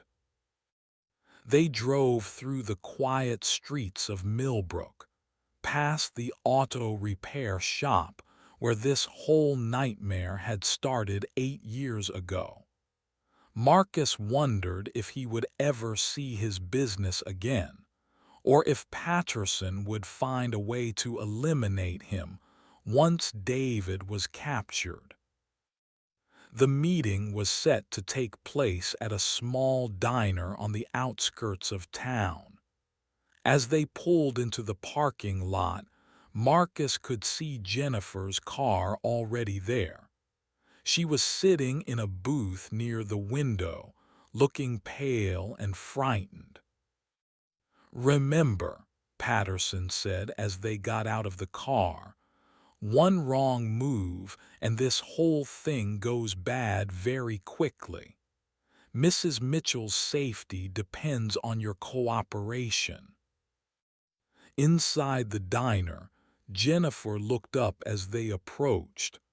Her eyes were red from crying, and her hands were shaking as she held her coffee cup. "Marcus," she said, relief evident in her voice, "are you all right?" "I'm fine," Marcus lied. "How are you holding up?" "I'm scared," Jennifer admitted. "Officer Patterson told me that David is in serious trouble and that you're the only one who can help him." Marcus looked at Patterson, who was smiling benignly. "What exactly did you tell her?" "I told her the truth," Patterson replied. "That her husband is wanted for questioning in connection with several serious crimes, and that he's been hiding from the police for 2 weeks." "That's not the truth," Marcus said firmly. "Jennifer, David isn't a criminal. He's a victim of Officer Patterson's corruption." Patterson's smile faded. "I warned you about making accusations you can't prove, Marcus." "I can prove everything," a new voice said from behind them. They turned to see David Mitchell standing in the doorway of the diner, holding a briefcase in one hand and a recording device in the other. He looked tired and haggard, but his eyes were blazing with determination. "David," Jennifer cried, starting to stand up. "Stay where you are, Jennifer," David said calmly. "Officer Patterson is under arrest for murder, corruption, and about a dozen other crimes. The FBI should be here any minute to take him into custody." Patterson's hand moved toward his gun, but David was ready for him. "I wouldn't do that if I were you, Bradley. This entire conversation is being recorded, and there are federal agents positioned outside the building. If you draw your weapon, you'll be shot on sight." Patterson's face had gone white with rage. "You have no proof of anything, Mitchell. Whatever you think you recorded, it won't hold up in court." "I have recordings of you admitting to killing Tommy Chen," David replied. "I have recordings of you planning the warehouse operation and discussing your intention to eliminate witnesses. I have recordings of you threatening Marcus and Jennifer. And I have testimony from Ray Harrison, who survived your ambush and is now cooperating with federal investigators." The sound of sirens could be heard approaching in the distance. Patterson looked around the diner desperately, like a cornered animal searching for an escape route. "You don't understand," Patterson said, his voice rising. "I was trying to protect this community from dangerous criminals. Everything I did was for the greater good." "Including murder?" David asked. "Tommy Chen was a drug dealer who was corrupting our children," Patterson replied. The men in the warehouse were thieves and thugs who preyed on honest people. I did what needed to be done to stop them. And what about the innocent people who got caught in the crossfire? Marcus asked. What about Jennifer and her baby? What about me? Patterson's facade finally crumbled completely. You brought this on yourselves by interfering with things that didn't concern you. If you had just kept your mouth shut, none of this would have happened. The FBI agents entered the diner at that moment, their weapons drawn and their badges clearly visible. Patterson was surrounded and disarmed before he could react. Bradley Patterson, the lead agent said, you're under arrest for murder, conspiracy, corruption, and numerous other charges. You have the right to remain silent. As Patterson was read his rights and led away in handcuffs, Marcus felt a wave of relief wash over him. The nightmare was finally over, and justice was finally being served. David rushed to Jennifer's side, taking her in his arms as she sobbed with relief. "I'm so sorry," he whispered. "I'm so sorry I put you through this." "You're alive," Jennifer said through her tears. "That's all that matters." Marcus watched the reunion with a mixture of happiness and exhaustion. It had been a long and dangerous journey, but they had finally exposed Patterson's crimes and brought him to justice. The corrupt cop would spend the rest of his life in prison, and the innocent people he had threatened would finally be safe. As the FBI agents finished processing the scene, Marcus reflected on the events of the past few days. Jennifer's desperate walk to his shop had set in motion a chain of events that had exposed years of corruption and violence. Her courage and determination had been the catalyst for bringing down a dangerous criminal who had hidden behind a badge for far too long. "Thank you," Jennifer said to Marcus as they prepared to leave the diner. "Thank you for believing in David and for helping us find the truth." "Thank you for not giving up," Marcus replied. "If you hadn't walked those 10 miles to find me, Patterson would have gotten away with everything." David shook Marcus's hand firmly. "I owe you my life, Marcus. If you hadn't been willing to take those risks, I would have been just another one of Patterson's victims." As they walked out of the diner together, Marcus looked back at the building where their nightmare had finally ended. In a few hours, the story would be front-page news in every newspaper in the state. A corrupt police officer who had been running a criminal organization for years had finally been brought to justice, thanks to the courage of a pregnant woman who had refused to give up on her missing husband. The sun was rising over the small town of Millbrook, casting long shadows across the parking lot. It was the dawn of a new day, and for the first time in 8 years, Marcus felt truly free.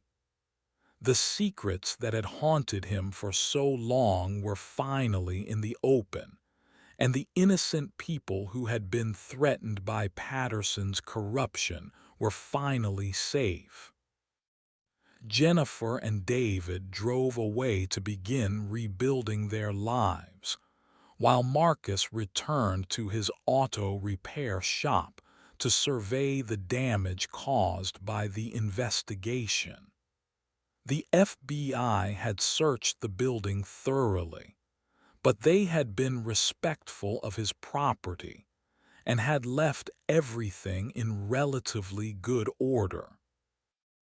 As Marcus unlocked the door to his shop, he thought about the pregnant woman who had appeared in his doorway just a few days ago, soaked to the bone and desperate for answers. Jennifer Mitchell had changed his life forever, and he would always be grateful for her courage and determination. The phone rang, interrupting his thoughts. It was a reporter from the local newspaper, asking for an interview about his role in exposing Patterson's crimes. Marcus politely declined, explaining that he preferred to let his actions speak for themselves. Over the next few weeks, the story of Patterson's downfall dominated the local news. The corrupt police officer was eventually sentenced to life in prison without the possibility of parole, and several of his associates were also convicted on various charges. The warehouse operation had been just the tip of the iceberg. Investigators discovered that Patterson had been involved in drug trafficking, money laundering, and at least 3 other murders over the years. Vincent Caruso, the crime boss who had originally employed Patterson, was also arrested and charged with numerous crimes. His criminal organization was dismantled, and the streets of Millbrook became safer for honest citizens. Jennifer gave birth to a healthy baby boy 3 weeks after Patterson's arrest. She and David named him Marcus, in honor of the man who had risked everything to help them find the truth. Marcus was touched by the gesture, and he became a regular visitor to the Mitchell household, serving as an honorary grandfather to the child who bore his name. The auto repair shop continued to operate, and Marcus found that his reputation as a man of integrity actually brought him more business than ever before. People in the community respected him for his willingness to stand up to corruption, even when it put his own life at risk. On quiet evenings, Marcus would sometimes sit in his office and think about the chain of events that had led to Patterson's downfall. It had all started with a single act of courage: a pregnant woman walking 10 miles in a storm to find answers about her missing husband. That act of love and determination had set in motion a series of events that had exposed years of corruption and brought justice to a community that had been terrorized by a criminal hiding behind a badge. The story of Jennifer Mitchell's walk had become something of a local legend, inspiring others to stand up for what was right, even when the odds seemed impossible.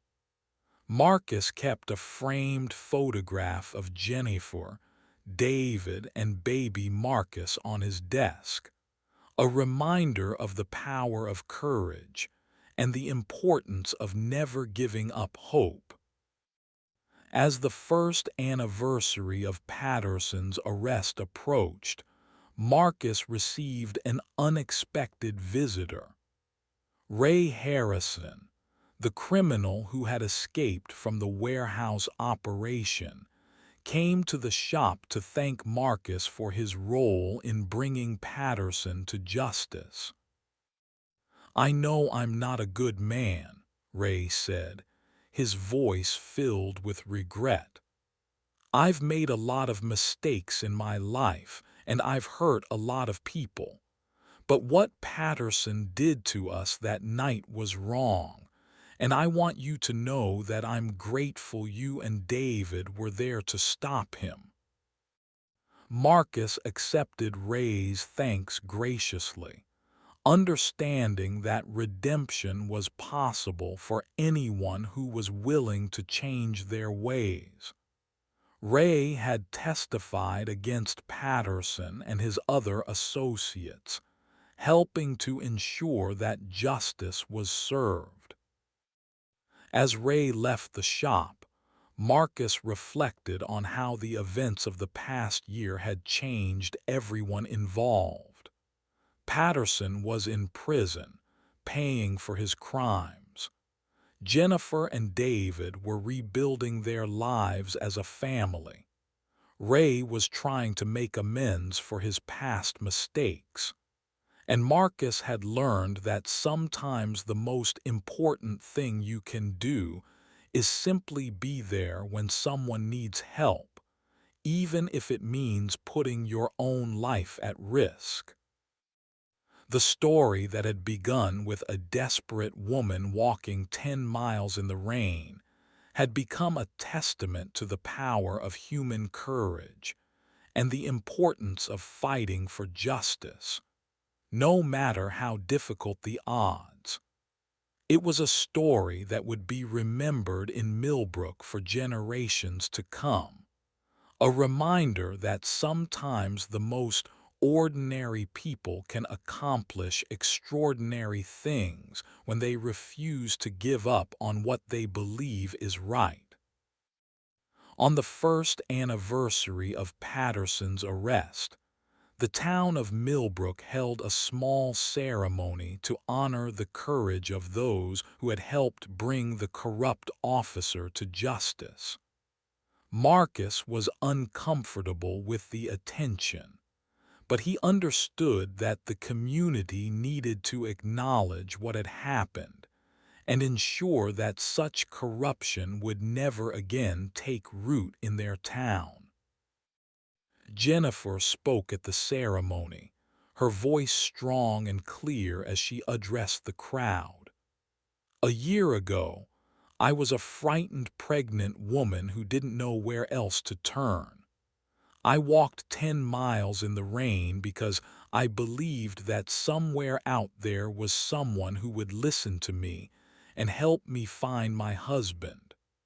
I found that person in Marcus Thompson, and together we discovered that the truth is more powerful than any lie, no matter how carefully constructed." She paused, looking out at the faces in the crowd. "We learned that justice isn't something that just happens. It's something that ordinary people have to fight for, even when the fight seems impossible. We learned that courage isn't about being unafraid. It's about doing what's right even when you're terrified." Marcus watched from the back of the crowd as Jennifer concluded her speech. In her arms was little Marcus, now a healthy and happy 1-year-old who had no idea of the drama that had surrounded his birth. The baby's presence was a symbol of hope and new beginnings, a reminder that their struggle had been about more than just exposing corruption. It had been about creating a safer world for future generations. After the ceremony, Marcus returned to his shop, where he found a surprise waiting for him. Agent Sarah Williams, the FBI investigator who had led the case against Patterson, was sitting in his office with a thick folder on his desk. "Agent Williams," Marcus said, shaking her hand, "I wasn't expecting to see you again. I wanted to personally thank you for your cooperation during the investigation," Agent Williams replied. Your willingness to testify against Patterson was crucial to securing his conviction. I just did what anyone would have done in my situation. Actually, you did what very few people would have done, Agent Williams corrected. Most people would have been too afraid to get involved, especially once they realized how dangerous Patterson really was. Your courage helped us expose a criminal organization that had been operating for years. Agent Williams opened the folder and pulled out several photographs. I also wanted to show you something. These are crime scene photos from cases we've been able to solve thanks to the information Patterson provided during his plea negotiations.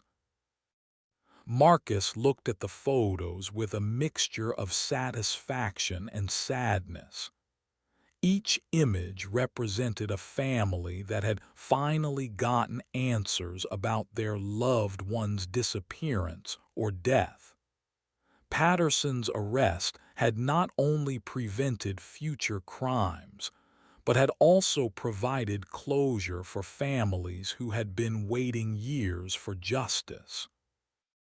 "How many cases were you able to solve?" Marcus asked. 17 murders and disappearances over the past 8 years, Agent Williams replied. Patterson was directly responsible for at least half of them, and he helped cover up the rest. Without your help, these families would never have known what happened to their loved ones. Marcus felt a deep sense of satisfaction knowing that their actions had helped so many people. What about Vincent Caruso? How is his case progressing? Caruso was sentenced to life in prison without parole 6 months ago, Agent Williams said. His entire organization has been dismantled, and the communities he terrorized are finally safe. None of that would have been possible without the evidence we gathered from Patterson's case. As Agent Williams prepared to leave, she handed Marcus a business card. "If you ever decide you want a career change, the FBI could use someone with your investigative instincts and moral courage. We're always looking for people who are willing to do the right thing, even when it's dangerous." Marcus thanked her for the offer, but explained that he was happy running his auto repair shop. His brief foray into law enforcement had been enough excitement for one lifetime, and he was content to return to his quiet life of fixing cars and serving his community. Later that evening, Marcus received a phone call from David Mitchell. The young man's voice was filled with excitement as he shared some news. "Marcus, I wanted to let you know that Jennifer and I have decided to move back to Millbrook. We've been living in Riverside since everything happened, but we realize this is our home. We want little Marcus to grow up in the same town where his parents learned the importance of standing up for what's right." Marcus was delighted to hear the news. "That's wonderful, David. Have you found a place to live?" "Actually, we were hoping you might know of something. We're looking for a small house, nothing fancy, but somewhere we can raise our son and build a life together." Marcus thought for a moment. "As a matter of fact, I do know of a place. There's a small house about 2 blocks from here that's been empty for months. The owner is a friend of mine, and I'm sure he'd be happy to rent it to a family like yours." Within a week, David and Jennifer had moved into the house Marcus had recommended. David found work at a local construction company, while Jennifer started a small business providing bookkeeping services to local merchants. They were determined to build a normal, honest life for themselves and their son. Marcus became a regular visitor to the Mitchell household, serving as an honorary grandfather to the boy who bore his name. He would often stop by after work to help with household repairs, or simply to spend time with the family he had helped save.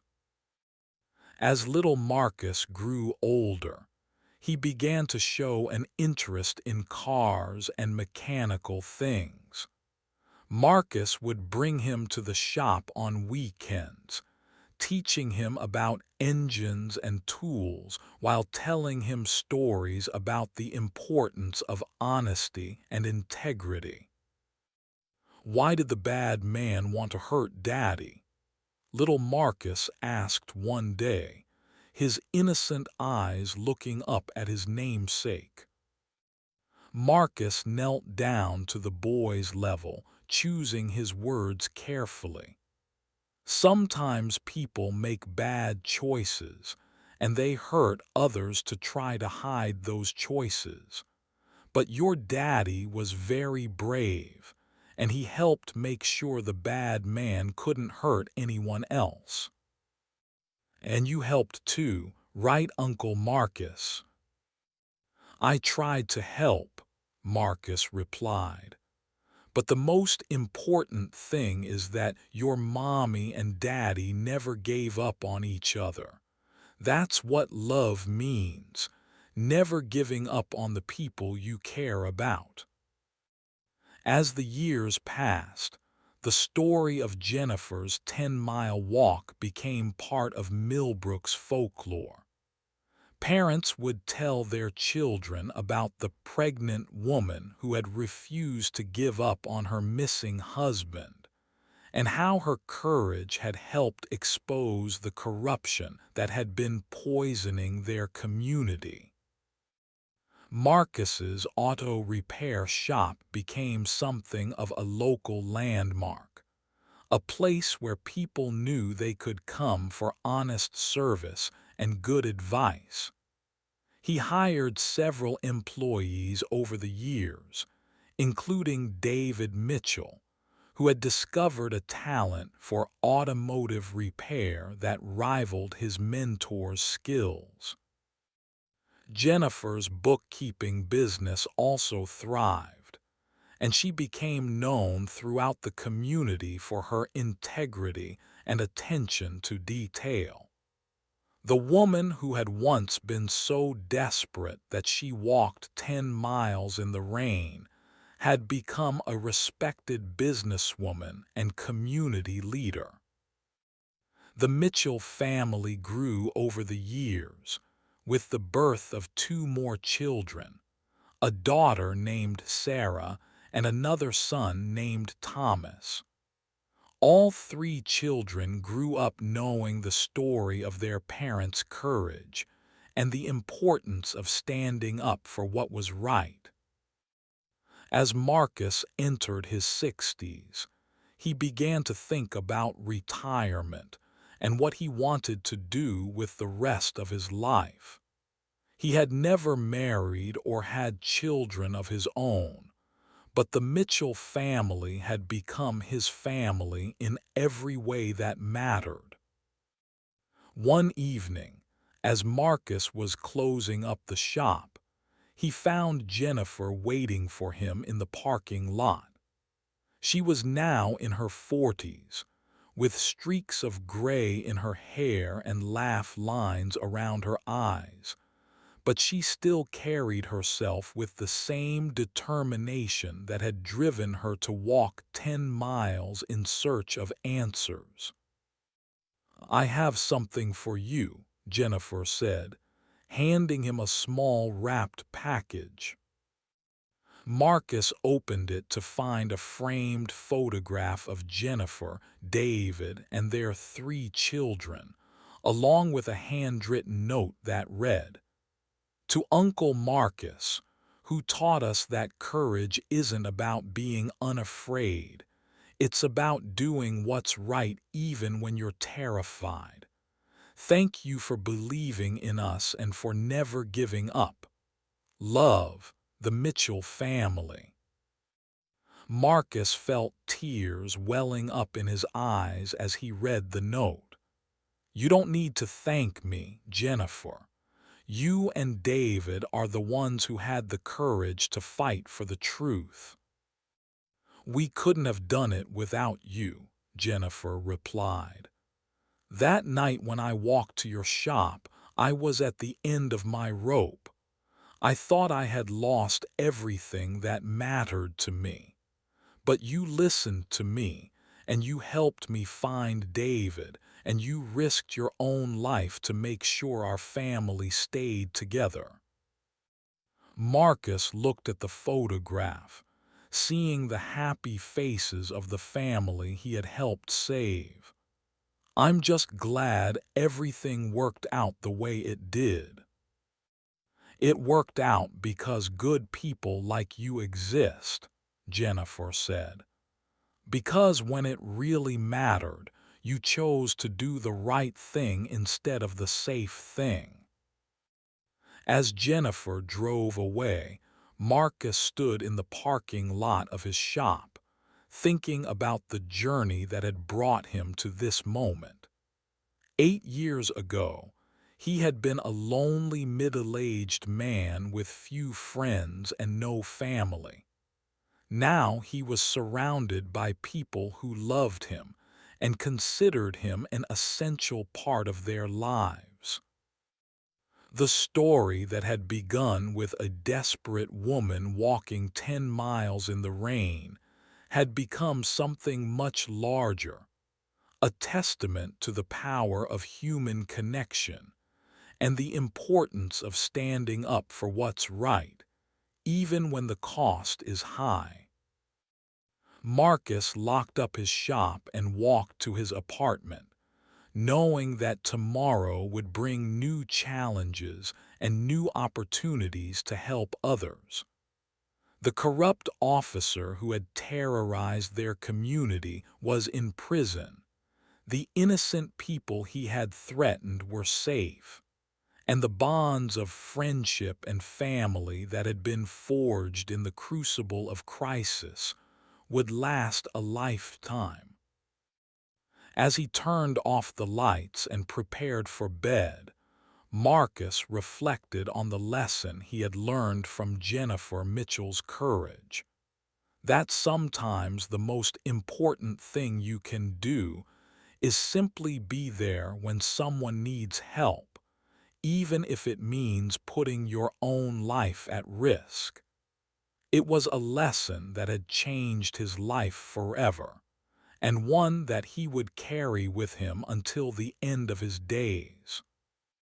The pregnant woman who had walked 10 miles to find him had given him something more valuable than money or fame. She had given him a family, a purpose, and a story that would be remembered long after he was gone. It was a story about the power of love, the importance of courage, and the truth that ordinary people can accomplish extraordinary things when they refuse to give up on what they believe is right. In the end, that was the most important discovery of all, that heroes aren't born, they're made, one difficult choice at a time. And sometimes the greatest heroes are the ones who never think of themselves as heroes at all, but simply as ordinary people doing what needs to be done, no matter how difficult or dangerous it might be. Marcus Thompson had learned that lesson from a pregnant woman who walked 10 miles in the rain, and it had changed everything about his life. Now, as he settled into bed and closed his eyes, he knew that he would spend the rest of his days trying to live up to the example she had set, never giving up on the people he cared about, and always being ready to answer the call when someone needed help, no matter what the cost might be. The story was complete, but the legacy would continue for generations to come, inspiring others to find the courage to do what's right, even when the odds seem impossible. And in a small town called Millbrook, people would always remember the pregnant woman who walked 10 miles to find the truth, and the man who helped her discover that sometimes the most important battles are fought not with weapons, but with courage, determination, and an unshakable belief in the power of justice and love.